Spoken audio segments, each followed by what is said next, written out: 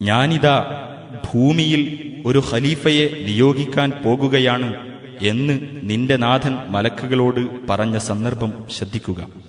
അവർ പറഞ്ഞു, അവിടെ കുഴപ്പമുണ്ടാക്കുകയും രക്തം ചിന്തുകയും ചെയ്യുന്നവരെയാണോ നീ നിയോഗിക്കുന്നത്?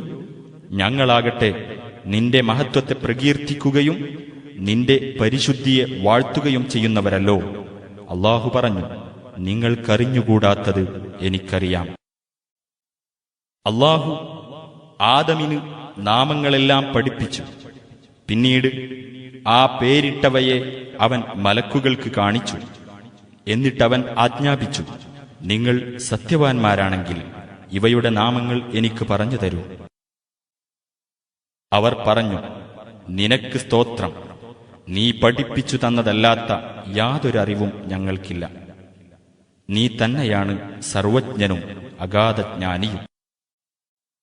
അനന്തരം അല്ലാഹു പറഞ്ഞു, ആദമേ, ഇവർക്ക് അവയുടെ നാമങ്ങൾ പറഞ്ഞുകൊടുക്കൂ. അങ്ങനെ ആദം അവർക്ക് ആ നാമങ്ങൾ പറഞ്ഞുകൊടുത്തപ്പോൾ അല്ലാഹു പറഞ്ഞു, ആകാശഭൂമികളിലെ അദൃശ്യകാര്യങ്ങളും നിങ്ങൾ വെളിപ്പെടുത്തുന്നതും ഒളിച്ചുവെക്കുന്നതുമെല്ലാം എനിക്കറിയാമെന്ന് ഞാൻ നിങ്ങളോട് പറഞ്ഞിട്ടില്ലേ? ആദമിനെ നിങ്ങൾ പ്രണമിക്കുക എന്ന് നാം മലക്കുകളോട് പറഞ്ഞ സന്ദർഭം ശ്രദ്ധിക്കുക.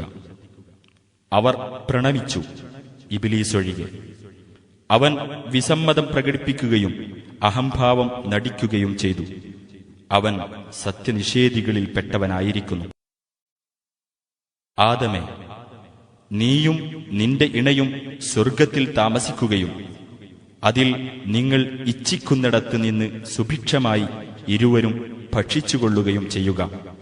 എന്നാൽ ഈ വൃക്ഷത്തെ നിങ്ങൾ സമീപിച്ചു പോകരുത്, എങ്കിൽ നിങ്ങൾ ഇരുവരും അതിക്രമകാരികളായിത്തീരും എന്നു നാം ആജ്ഞാപിച്ചു.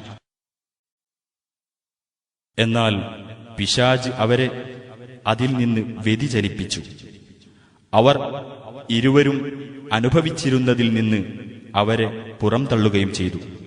നാം അവരോട് പറഞ്ഞു, നിങ്ങൾ ഇറങ്ങിപ്പോകൂ, നിങ്ങളിൽ ചിലർ ചിലർക്ക് ശത്രുക്കളാകുന്നു.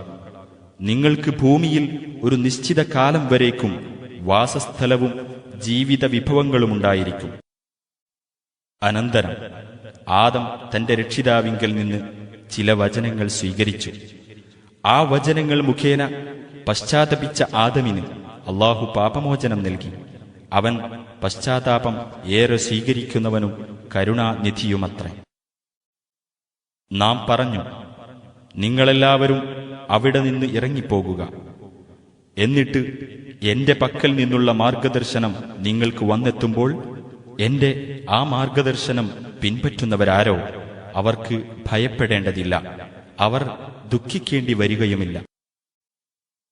അവിശ്വസിക്കുകയും നമ്മുടെ ദൃഷ്ടാന്തങ്ങൾ നിഷേധിച്ച് തള്ളുകയും ചെയ്തവരാരോ അവരായിരിക്കും നരകാവകാശികൾ, അവരതിൽ നിത്യവാസികളായിരിക്കും.